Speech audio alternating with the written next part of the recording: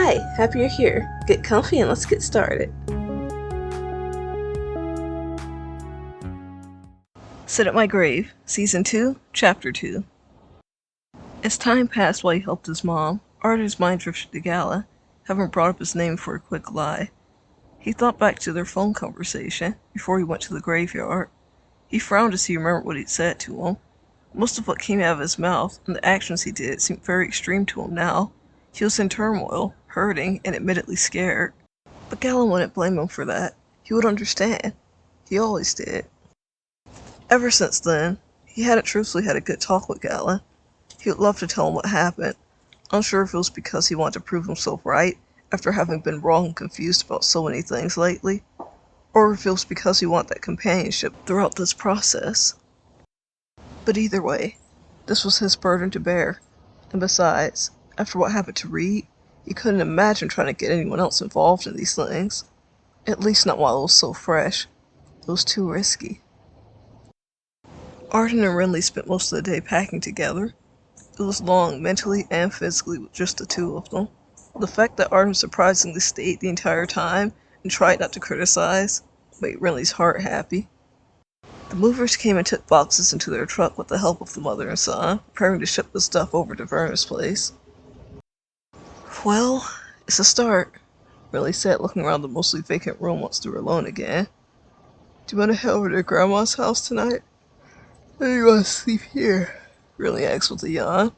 It was evening by now, and the orange golden sun was gently peeking through the window, reflecting on the empty floors.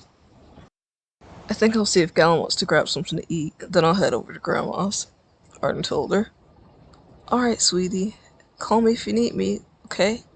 Renly agreed, with a little uncertainty to her voice. She walked closer to her son, kissing his forehead. Okay, Ardyn answered. Renly turned to grab her purse before leaving. While Ardyn watched her go, he never paid that much attention before, but with everything that had happened, now he saw more of the details he'd missed, or perhaps took for granted. His mother's smile. It was so weak now. A lot of times it seemed forced. She had a rough past. He understood that. And now not having Reed, the one who brought her the most light in her darkest times, it was difficult. She was trying to move on, but she was far from recovery. Ardyn went back to his room and sat on his bed. He scrolled through his phone going to call Gala. There were missed messages and alerts still blinking on there from a while ago. Ardyn hadn't checked them or deleted them yet. The dates gave his stomach a sinking quiver. It was when his mother had been trying to contact him, and Reed was still in the hospital. Even with the potential to get him back, the ache was still as sharp and gut-wrenching. Even hearing his own phone ringing sent him a jolt of anxiety. Hey, Gala. Ardyn spoke into his phone after he finally ripped his attention away from those haunting unopened messages. Maybe he'd eventually look at them, although he wanted to protect himself from what he deemed extra unnecessary pain. But then again, he'd been wrong about a lot before. Maybe it would benefit him to listen to them. He was constantly questioning things these days. Ardyn! Hey, how've you been? Gala picked up. He sounded surprised but overall happy. Ardyn smirked with a dry chuckle. Of course he was still happy to hear from him. That was one thing he could always count on to remain the same. Gala won't be Gala, regardless. I've been alright. Doing a lot of thinking, I guess. Are you busy? Ardyn questioned, gazing up at the ceiling. He squinted his eyes as he listened for a response.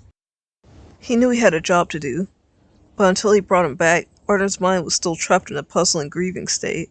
He was getting distant, so much so that he realized it. And even if doing something fun with Gala wouldn't solve all his problems, his best friend always had a way of bringing him peace, and that's what he craved right then. Well, Galen paused, seeming to think it over. I'm not busy. Do you want to go out? Galen questioned. Ardyn could practically feel a smile on the other end of the phone. Yeah, what do you feel like doing? I was thinking we could grab dinner or something, Ardyn said, standing up now. He shuffled around his room, finding some nicer clothes to put on. I got the perfect place. I'll pick you up in a few, Galen decided. Cool, see you then, Ardyn replied. Okay. I'm glad to hear from you, Ardyn. I really am, Galen told him. The duo's back, Ardyn joked. He heard Galen chuckle before saying goodbye and hanging up. Though excited, Ardyn could not shake his guilt.